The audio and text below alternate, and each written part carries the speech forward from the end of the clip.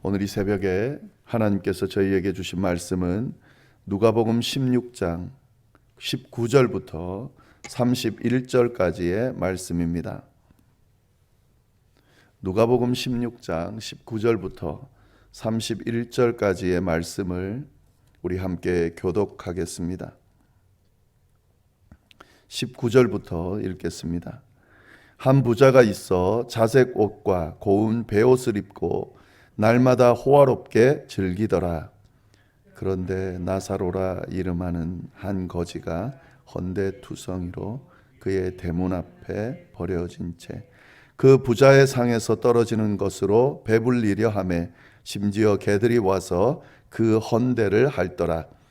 이에 그 거지가 죽어 천사들에게 받들어 아브라함의 품에 들어가고 부자도 죽어 장사되며 그가 음부에서 고통 중에 눈을 들어 멀리 아브라함과 그의 품에 있는 나사로를 보고 불러 이르되 아버지 아브라함이여 나를 긍휼히 여기사 나사로를 보내어 그 손가락 끝에 물을 찍어 내 혀를 서늘하게 하소서.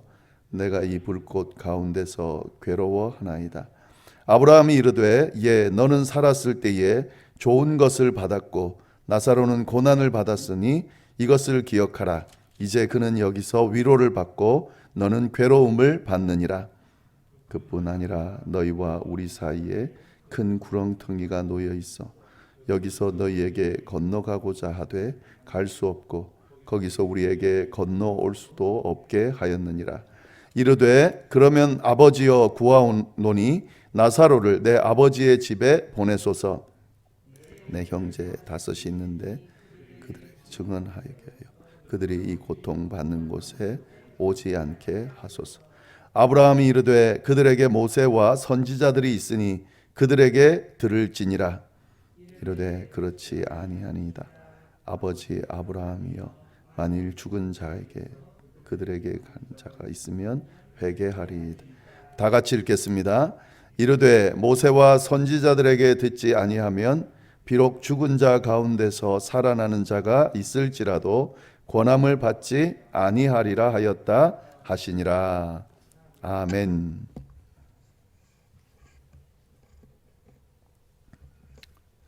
네, 오늘 본문 말씀은 잘 아시는 부자와 거지 나사로에 대한 이야기입니다. 내용은 아주 간단합니다. 부자와 거지가 있었는데 이 세상에서는 부자로 또 거지로 살던 사람이 죽고 난 후에 상황이 바뀌었다 하는 내용입니다. 거지는 천국으로 들어가고 부자는 지옥으로 갔다 하는 그런 내용인데요. 예수님께서 이 비유를 제자들에게 들려주셨습니다. 무엇을 말씀하시려고 제자들에게 이 이야기를 들려주셨을까요? 부자는 지옥으로 가고 거지는 천국 간다. 이걸 이야기하려고 말씀하셨던 걸까요? 그렇지 않은 거 다 아시죠? 부자는 지옥 가고 거지는 천국 간다. 이 이야기를 하려고 하는 게 아닙니다. 그 의미가 있습니다. 그 의미를 좀 더 자세히 살펴보도록 하겠습니다. 먼저 이 두 사람의 상황이 어떻게 다른지를 우리가 좀 봐야 할 것 같습니다. 19절부터 21절까지 보면 이 두 사람의 처지를 잘 설명해 놓고 있습니다. 한 부자가 있어 자색 옷과 고운 베옷을 입고 날마다 호화롭게 즐기더라. 그런데 나사로라 이름하는 한 거지가 헌데투성이로 그의 대문 앞에 버려진 채 그 부자의 상에서 떨어지는 것으로 배불리려 하매 심지어 개들이 와서 그 헌대를 핥더라. 부자의 모습은 어떤 모습이었습니까? 자색 옷과 고운 베옷을 입고 날마다 호화롭게 즐기던 사람이다. 이렇게 묘사가 되어 있습니다. 아주 부유했던 사람이라는 건데요. 여기 자색이라고 하는 이 염료가 참 중요한데 아주 비싼 염료 중에 하나였답니다. 자색을 만들어내려고 하면요. 그러니까 자색 옷을 입었다 그러면 보통 사람은 잘 입지 못하는 그런 옷을 입고 있는 그런 부자였다 하는 것을 의미하고요. 고운 베옷이다라고 할 때 그냥 고운 베옷 이렇게만 생각할 것이 아니라 이 당시 고운 베옷은 장인들이 직접 만든 겁니다. 그러니까 많이 만들지 않은 거죠. 특별히 주문을 받아서 만든 것을 의미하는데요. 그러니까 굉장히 비싸겠죠. 자색 옷을 입고 있고 고운 베옷을 입고 있었다. 그리고 날마다 호화롭게 즐기는 사람이었다. 이게 부자의 모습이었습니다. 그런데 거지는 어떻게 묘사되어 있습니까? 온몸에 헌데투성이고 배고픔을 채우지 못하는 그런 상황이었다는 거죠. 부자의 상에서 떨어지는 부스러기라도 먹어서 배불리려 하는 그런 상황이었습니다. 근데 또 개들이 와서 그 상처를 핥는 그런 상황이었습니다. 극도의 부조, 그러니까 엄청나게 부자인 사람과 정말 가난한 사람의 이야기인 거죠. 여러분 이 두 사람의 상황을 보면서 어떤 생각이 드십니까? 부자는 참 축복받은 사람이고 거지는 참 안타까운 불행한 사람이다. 이런 생각이 들 수가 있을 겁니다.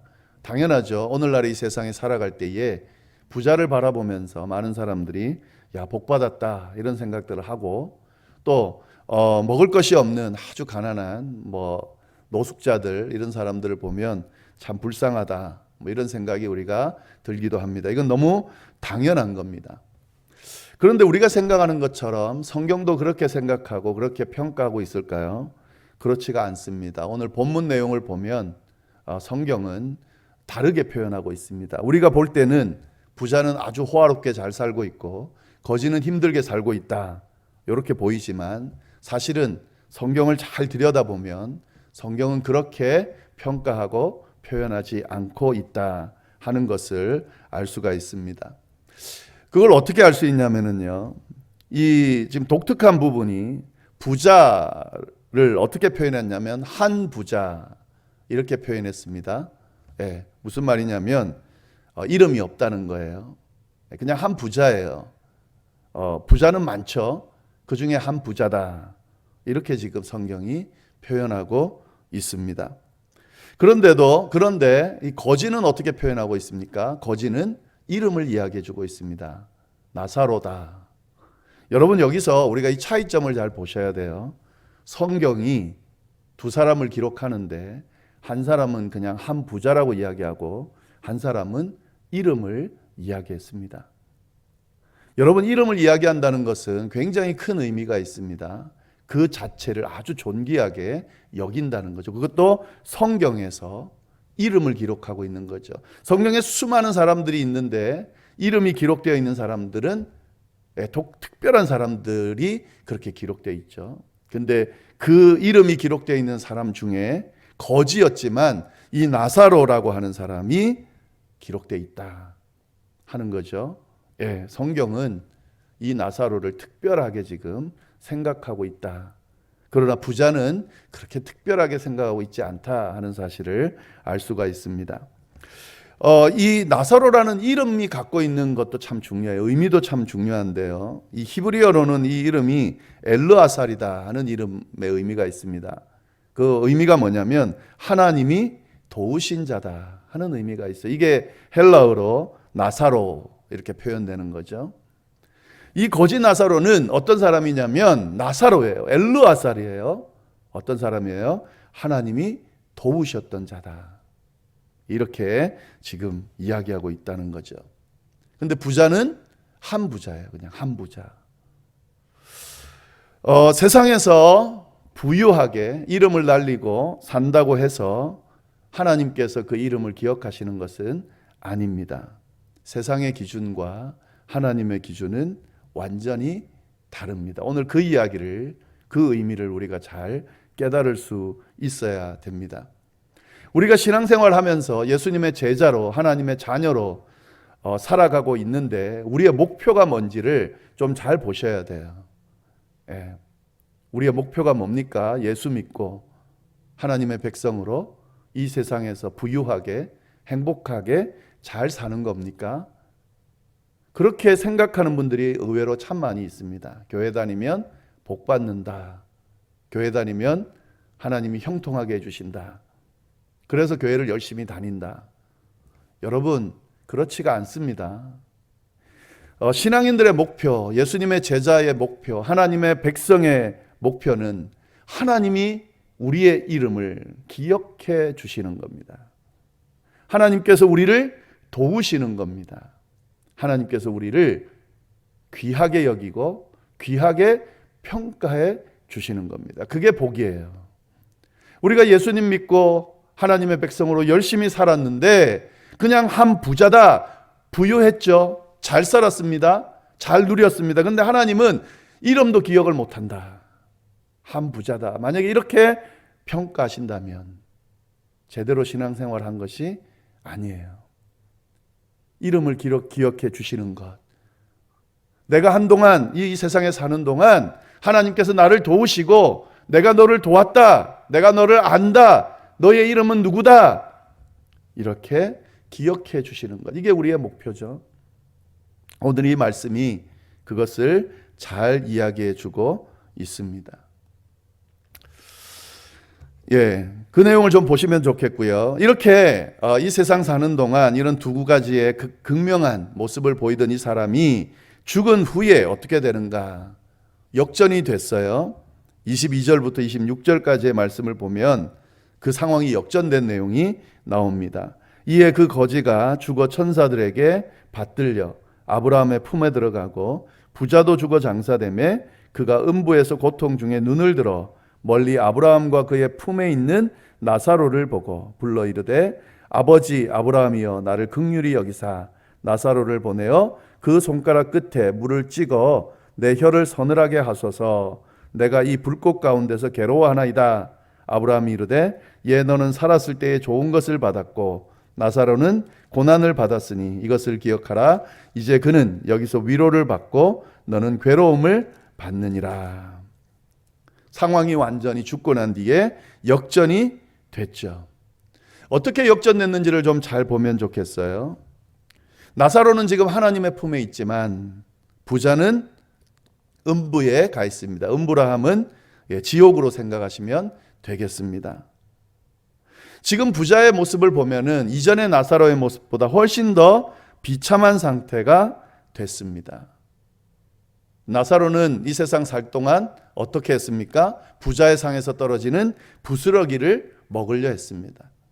근데 죽고 난 뒤에 이 부자는 어떻게 됐습니까? 여기 보시면은 나사로의 손끝에 떨어지는 물로 혀를 식혀달라. 이런 상황이 돼버린 거예요. 상에서 떨어지는 부스러기를 먹는 것과 비교해 봤을 때 훨씬 더 비참한 상태가 됐다는 것을 알 수가 있습니다. 죽고 난 뒤에 상황이 이렇게 바뀐다 하는 거죠. 근데 참 재미난 건요. 지금 아브라함을 향해서 이 부자가 뭐라고 부르는지를 잘 보시면 좋겠습니다. 아버지라고 불러요. 조상이라는 뜻이에요. 나의 조상님. 그러니까 이건 뭐냐면 부자는 아브라함의 후손이라는 사실을 강조하는 거예요. 지금 아브라함의 후손. 아브라함의 후손이라는 말은 뭡니까? 하나님의 백성이라는 거죠. 근데 왜 이걸 강조할까요? 하나님의 백성이면 당연히 어떻게 돼야 된다고 생각을 했겠습니까? 당연히 아브라함의 곁에 갈 거라 생각했겠죠. 근데 지금 아브라함 곁에는 나사로가 있다는 거예요. 자기는 거기 곁에 없다는 거예요. 이게 더 비참한 거예요. 아브라함의 후손이 분명한데, 그리고 아브라함을 향해서 나의 아버지라고 부를 수 있는데 아브라함 곁에 가 있지 못하다는 거죠. 지금 이것이 부자가 처한 상황입니다. 왜 이런 상황이 됐을까? 여러분 이걸 잘 봐야 되는데, 이걸 이해하려면 바로 앞에 예수님이 하신 비유의 말씀과 연결해서 봐야 됩니다. 예수님께서 제자들에게 뭘 가르쳐 주셨냐면 이 앞에서요, 재물을 어떻게 사용하는지에 대해서 가르쳐 주셨어요. 그러면서 불의한 청지기 비유를 말씀하셨습니다. 불의한 청지기가 있는데 이 청지기가 주인의 재산을 탕진한 거예요. 마음껏 유용한 거예요. 그래서 주인에게 걸렸습니다. 그래서 청지기 역할을 빼앗기게 됐습니다. 잘리게 된 거예요. 근데 이 청지기가 기왕 잘리는 김에 머리를 쓴 거예요. 어떻게 썼냐면 주인에게 빚진 자들에게 찾아가서 그 빚을 삭감해 주는 거죠. 그때 어제도 말씀드렸지만 그때에 어떤 일이 있었냐면 이 당시에는 이자를 많이 받았습니다. 돈을 빌려주면 50%까지 받았어요. 근데 이 이자를 이 청지기가 유용한 거죠. 그거를 탈취한 거죠. 자기 임의로. 그러니까 그 부분에 대해서 이 빚진 자들에게 재해 주는 거죠. 그러면 어떤 일이 일어날 거라고 생각한 겁니까? 나중에 자기가 잘렸을 때에 그 부분이 고마워서 자기에게 보답을 할 거라는 거죠. 근데 주인이 그걸 보고 뭐라고 평가했냐면 지혜롭게 잘했다라고 평가를 했습니다. 물론 그 종은 악한 종이라고 타이틀이 붙지만 그 행동을 보며 잘했다고 그랬습니다. 예수님이 이 비유를 이야기하면서 뭘 이야기하시냐면 이렇게 지혜롭게 너희가 좀 살았으면 좋겠다 하면서 제자들에게 가르쳐 주셨습니다.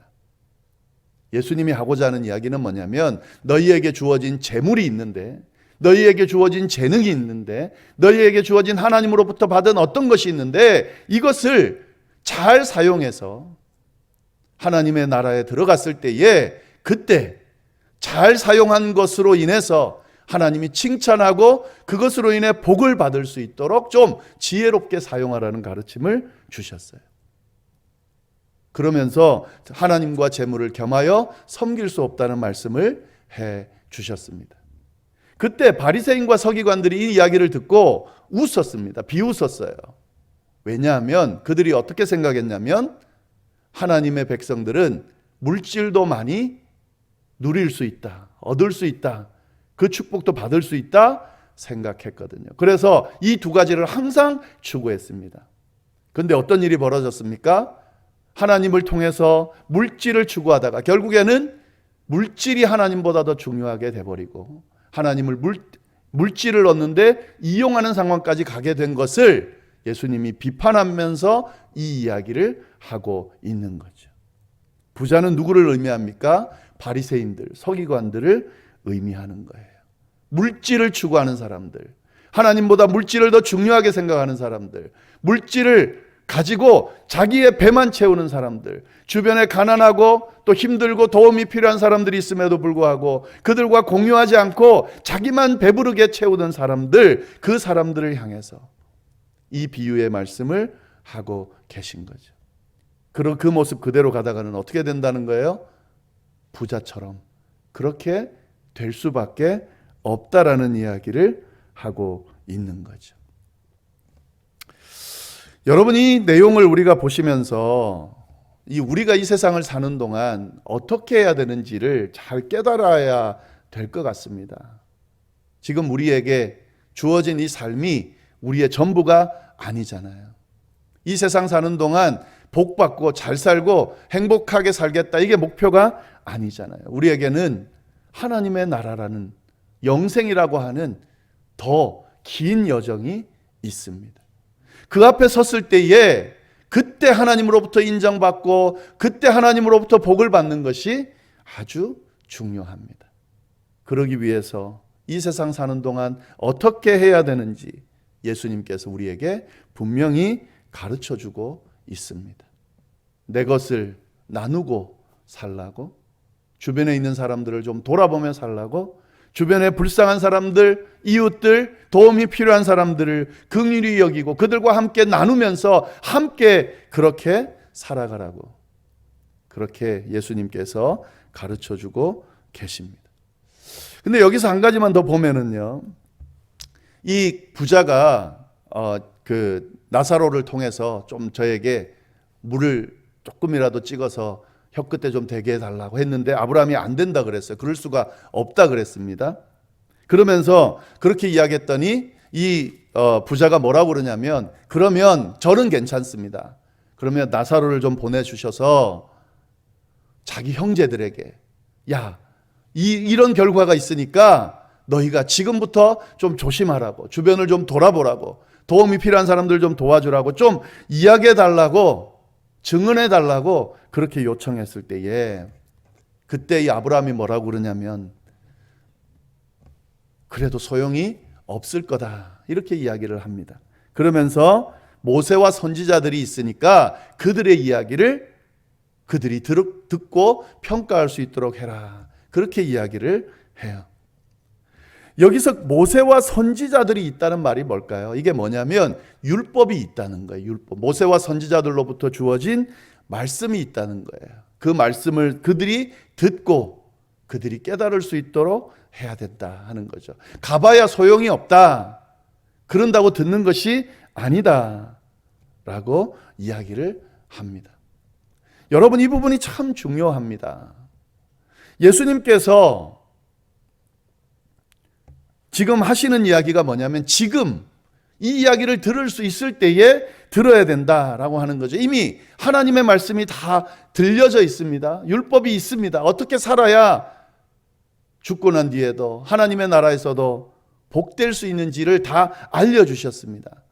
이 이야기를 듣지 않으면 죽었던 사람이 다시 나타난다고 해도 듣지 않는다라고 하는 이야기를 하고 있는 겁니다. 기회가 주어졌을 때, 우리에게 율법이 들려졌을 때, 우리가 지금 그 율법을 듣고 깨달을 수 있을 때, 기회가 아직 있을 때, 그때 하나님의 말씀을 듣고 하나님의 말씀을 따를 수 있어야 된다는 이야기를 하고 있습니다. 오늘 이 말씀을 저희에게 주시는 말씀으로 잘 들을 수 있어야 됩니다. 기회가 있을 때, 아직 우리에게 기회가 주어졌죠. 이 율법이 지금 우리에게, 이 말씀이 우리에게 지금 들려졌잖아요. 어떻게 살아야 되는지 도전하고 계십니다. 이 삶이, 우리에게 주어진 이 삶이 끝이 아니라고 말씀하고 계십니다. 우리가 죽고 난 뒤에 영원한 나라가, 하나님 앞에 설 때가 있다는 사실을 분명히 말씀해 주고 계십니다. 이걸 우리가 알고 깨닫고 지금 그것들을 염두에 두면서 하나님의 뜻에 따라 살지 못하면 다시 기회가 없다는 사실을 오늘 말씀을 통해 우리가 깨달을 수 있습니다. 이 말씀 좀 잘 다시 한번 돌아보면서 우리에게 주어진 인생을 어떻게 마무리하고 잘 살아가서 결국 하나님 앞에 섰을 때 어떤 삶을 살지를 생각하면서 잘 준비할 수 있을지 진지하게 돌아보고, 부자의 모습이 아닌 그런 정말 하나님 앞에 복받는 정말 제대로 된 그런 삶을 살아가는 저희 모두가 될 수 있기를 간절히 바랍니다. 기도하겠습니다. 하나님 아버지, 감사합니다. 오늘 또 귀한 말씀으로 저희들에게 도전하시고 또 어떻게 살아야 되는지 깨닫게 해주셔서 감사합니다. 하나님, 우리에게 주어진 이 세상이 끝이 아닙니다. 우리 하나님의 백성들은 이 세상 이후에 하나님의 나라에서 살아갈 그 날들을 꿈꾸며 기대하며 그렇게 살아가는 사람들입니다. 하나님, 그 하나님의 백성다운 정체성을 가지고 살아가는 저희가 될 수 있도록 주여 인도하여 주옵소서. 영혼을 잘 준비하는 삶을 살아갈 수 있도록 인도하여 주옵소서. 하나님, 우리에게 주어진 삶을 우리만을 위해 이기적으로 사는 삶이 아니라 하나님의 뜻 안에서 주변을 돌아보고 이 세상을 돌아보며 그들과 함께 더불어 살아가는 그런 삶이 될 수 있도록, 그래서 나중에 하나님께서 맡기신 또 하나님께서 지시하신 그 뜻들을 잘 이행했다 칭찬 듣는 우리 모두가 될 수 있도록 주여 인도하여 주옵소서. 함께 해주시기를 간절히 바라고 살아계신 예수님의 이름으로 기도드립니다. 아멘.